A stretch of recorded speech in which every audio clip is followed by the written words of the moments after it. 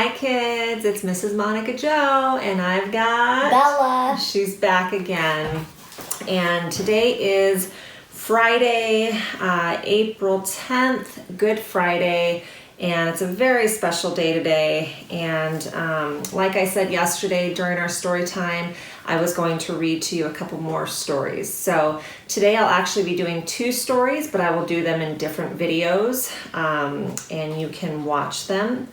And yeah, the first one we're going to do is called A Dark Night in the Garden. And it is when Jesus and his disciples left from the Last Supper and they went to that garden that they were talking about. And you'll see what happened that led up to Jesus being arrested. So this is coming from the Jesus Storybook Bible, and it's called A Dark Night in the Garden. And you can read this story in Luke chapter 22, Mark 14, and John chapter 18. Okay.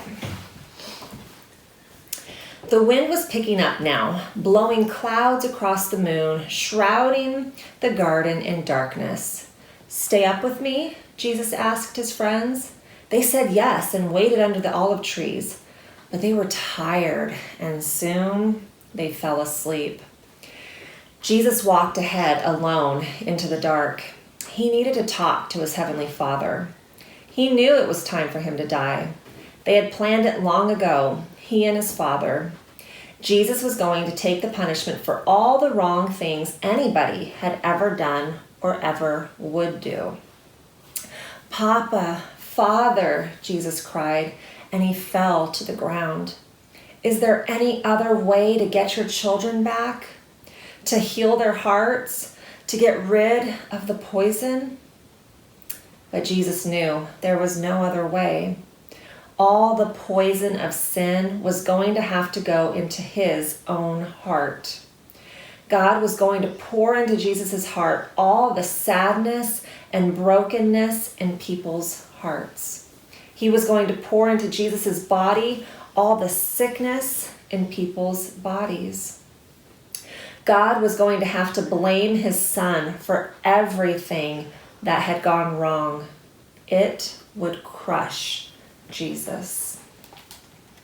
Jesus agonized about going to the cross, but he said, "Your will be done, Father, not mine." But there was something else, something even more horrible. When people ran away from God, they lost God. It was what happened when they ran away. Not being close to God was like a punishment. Jesus was going to take that punishment. Jesus knew what that meant. He was going to lose his Father. And that, Jesus knew, would break his heart in two. Violent sobs shook Jesus' whole body. Then Jesus was quiet, like a lamb. "I trust you, Papa," he said.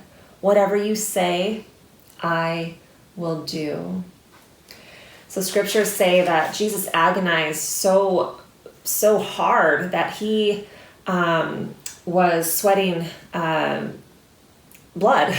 It was something that was just so physically agonizing to him that blood came out of his pores. So when you think about Jesus' sacrifice for you, remember how hard and difficult it was as he was going up to those last minutes before he was arrested. Suddenly, through the trees, a glitter of starlight flashed off steel. Into the quiet garden came whispers, muffled voices, clinking metal, and the sound of boots marching. Jesus stood up. He woke his friends. "Now is the time," he said gently. "Everything that was written about me, what God has been telling his people all through the long years, it's all coming true." And into the night with burning torches and lanterns, with swords and clubs and armor, they came. An army of soldiers. Judas led them straight to Jesus so they could arrest him. Jesus was waiting for them.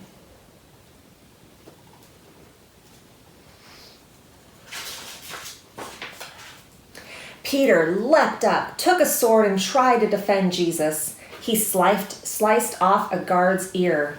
Jesus immediately touched the guard and healed him. "Peter," he said, "this is not the way." Peter didn't realize that no army, no matter how big, could ever arrest Jesus, not unless Jesus let them. Then Jesus, who had never done anything except love people, was arrested as if he were a criminal. Jesus' friends were afraid, so they ran away and they hid in the dark shadows. The guards marched Jesus off and took him to the leaders. The leaders put Jesus on trial. "Are you the Son of God?" they asked. "I am," Jesus said. "Who do you think you are to call yourself God? You must die for calling yourself the Son of God." Only the Romans were allowed to kill prisoners, so the leaders made a plan. "We'll tell the Romans, 'This man wants to be our king,' and then they will crucify him." But it would be all right. It was God's plan. "It was for this reason that I was born into the world," Jesus said.